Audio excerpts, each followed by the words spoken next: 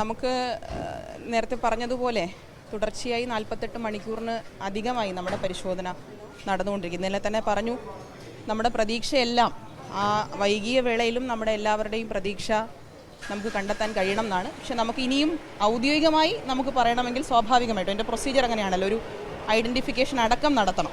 നമുക്ക് അല്ല ഇത് ബോഡി എനിക്ക് തോന്നുന്നത് കണ്ട നമ്മുടെ നഗരസഭയുടെ ജീവനക്കാരാണ്. അത് ഇന്നലെ തന്നെ നമ്മൾ മഴ ശക്തമായി തുടരുന്ന സമയത്ത് ഒരു ഒബ്സർവേഷൻ ടീമിനെ ഇട്ടിരുന്നു എന്ന് ഞാൻ രാത്രി പറഞ്ഞു.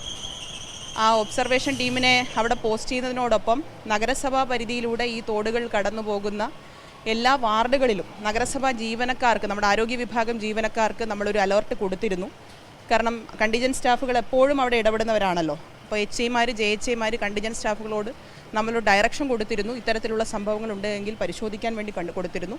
നഗരസഭയുടെ കണ്ടിജൻറ്റ് സ്റ്റാഫ് 2 പേരാണ് ഒരുമിച്ച് അത് കാണുന്നത്, അവരുടെ പരിശോധനയിലാണത് കാണുന്നത്. അപ്പോൾ തന്നെ ബന്ധപ്പെട്ട ആളുകളെ, കളക്ടറെയും അതുപോലെ തന്നെ സബ് കളക്ടറും ആരോഗ്യ സ്റ്റാൻഡിംഗ് കമ്മിറ്റി ചെയർപേഴ്സൺ അടക്കമുള്ള എല്ലാവരെയും അവർ അറിയിക്കുകയും തുടർന്ന് നമ്മുടെ നഗരസഭയും എല്ലാവരും അവിടെ ചെന്നുകൊണ്ടാണ് ഇത് കണ്ടെത്തിയത്.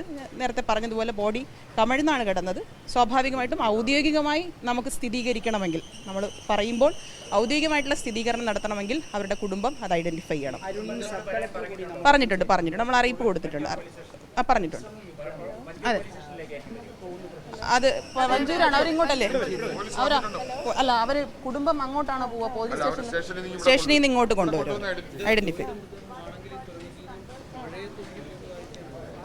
നമ്മൾ അങ്ങനെയാണ് പ്രതീക്ഷിക്കുന്നത്. കാരണം ഇന്നലെയും നമ്മുടെ പരിശോധന ഉണ്ടായിരുന്നല്ലോ. ഇന്നലെയും സ്കാറ്റേർഡായി നമ്മുടെ ഫയർഫോഴ്സ് സംഘം, സ്കൂബ ഡൈവിംഗ് ടീം, നേവി വന്നതിന് ശേഷമൊക്കെ നമ്മൾ ആ പരിശോധന തുടർന്നുകൊണ്ടിരുന്നു. രാത്രി ഒബ്സർവേഷൻ വച്ചിരുന്നവരും അത് പരിശോധിക്കുന്നുണ്ടായിരുന്നു. ഞാൻ നേരത്തെ പറഞ്ഞതുപോലെ നമ്മളും അതിനകത്തൊരു അലർട്ട് കൊടുത്തിരുന്നു. കാരണം ബന്ധപ്പെട്ട സ്ഥലങ്ങളിൽ ഇടപെടുന്നത് നമ്മുടെ കണ്ടിജൻറ്റ് സ്റ്റാഫാണ്. അപ്പോൾ അവർക്ക് കുറച്ചുകൂടി ആ പ്രദേശവും അവിടുത്തെ സംവിധാനങ്ങളും അറിയാം. അതുപോലെ അവിടുത്തെ പഞ്ചായത്ത് പ്രസിഡന്റ്, ഈ മാരായമുട്ടം ഭാഗത്തെ പഞ്ചായത്ത് പ്രസിഡന്റ്, അവരുടെ കുടുംബം, അവരെല്ലാം ഇങ്ങോട്ട് എത്തിക്കുന്നതിനാവശ്യമായ കാര്യങ്ങൾ ചെയ്തിട്ടുണ്ട്.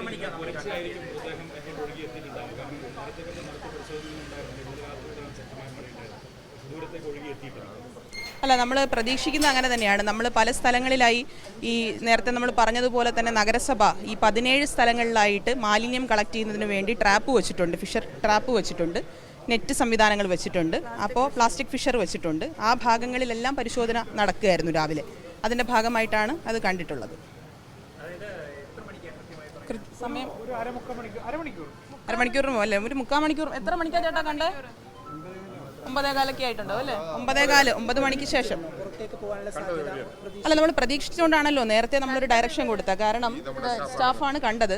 ഞാൻ നേരത്തെ പറഞ്ഞതുപോലെ നമുക്ക് മഴയുടെ ഒഴുക്ക് നമ്മൾ ഇന്നലെ രാത്രി തന്നെ കണ്ടതാണ്. മഴ ശക്തമായി വന്ന സമയത്തുള്ളത്. രാവിലെ ചില നിർദ്ദേശമുണ്ട്, അതിങ്ങനെ ഒന്ന് നോക്കുക. അങ്ങനെ നോക്കി വന്നപ്പോൾ ഒരു സംശയമായിരുന്നു. വേറെ വേസ്റ്റ് അല്ലോ, അങ്ങനെ തുണി കിടക്കുകയായിരുന്നു. ആ തുണി ഇങ്ങനെ മാറ്റി നോക്കിയപ്പോൾ ഇത് നമ്മൾ കണ്ട്. അപ്പോഴാണ് കമന്ന് കിടന്ന് ബാക്ക്.